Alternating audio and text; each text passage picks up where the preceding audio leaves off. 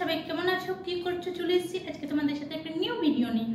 আর দেখো, যখন ঘরে যেভাবে থাকি সেভাবে কিন্তু সবকিছু করি। তো আজকে কিন্তু আমি যেমন পারি তেমন কিন্তু একটা চিকেন রান্না করছি।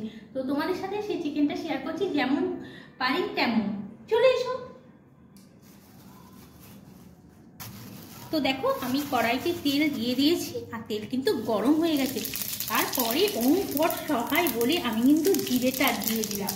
আর জিরেটা দেওয়ার সাথে সাথে কিন্তু চটচট করে উঠছে। তারপরে কিন্তু একটু আদা রসুন কুচি আমি দিয়ে দিচ্ছি। আর আদা রসুন কুচিটা দেওয়ার সাথে সাথে কিন্তু আবার চড়া করে উঠেছে। আমার কিন্তু রান্নাটার নামই যেমন খুশি তেমন। তো আমি যেমন খুশি যেমন পারি সেরকম কিন্তু আমি রান্নাটা করছি, আর যা আছে তাই করি। ওকে, তো আমার সাথে দেখো। আর রসুনটা একটু ভেজে নিয়ে কিন্তু দিয়ে দিচ্ছি পেঁয়াজ কুচি।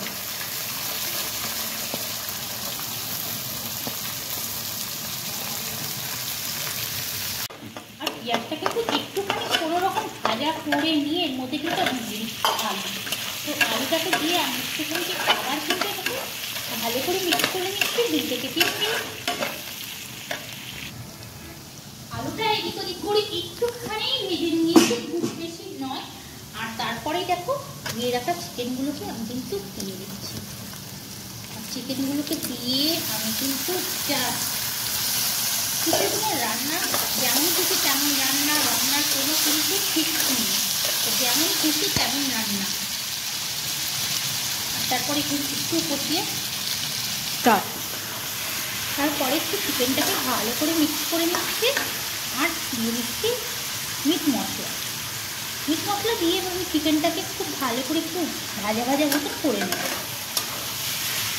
আমি কিন্তু যেমন খুশি তেমন রান্না করি, যে কোনো জিনিসই বলো মন থেকে যেমন ভালো লাগে তেমনই করি। সবসময় যে মানে সেই হিসাবে করতে হবে রান্না করে আমি কিন্তু করি না। তাই তোমাদের সাথে শেয়ার করলাম আজকে রান্নাটা, যে যেমন খুশি তেমন রান্না করেও কেমন হয়।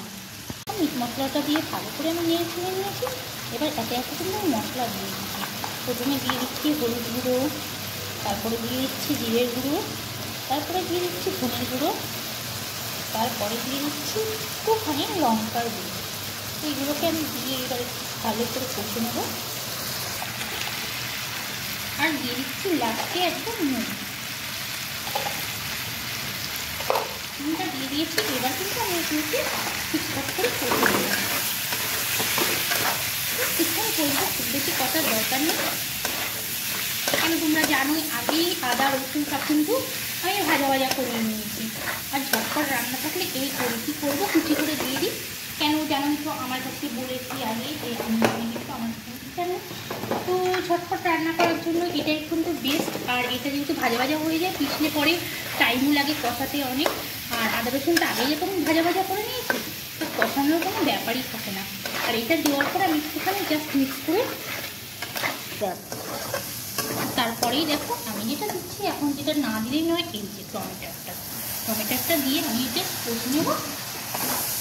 বেশিক্ষণ নয়, ঝটপট রান্না আর একদম সিম্পল রান্না। আর দেখো অলরেডি কিন্তু রেডি হয়ে গেছে। আর এরকম ওপর দিয়ে একটুখানি ধনেপাতা দিয়েছি। এখন তো জানো ধনেপাতার সিজন, আর ধনেপাতা ছাড়া কোনো রান্নাই কিন্তু সম্পূর্ণ নয়। তাই কিন্তু আমি কিন্তু পুরোটাকেই ধনেপাতা দিয়ে কভার করে দিলাম। দেখতে কেমন লাগছে তোমরা অবশ্যই কিন্তু কমেন্ট করে আমাকে জানিও। ভিডিওটা এখানে শেষ করছি। Okay, bye bye friend, love you.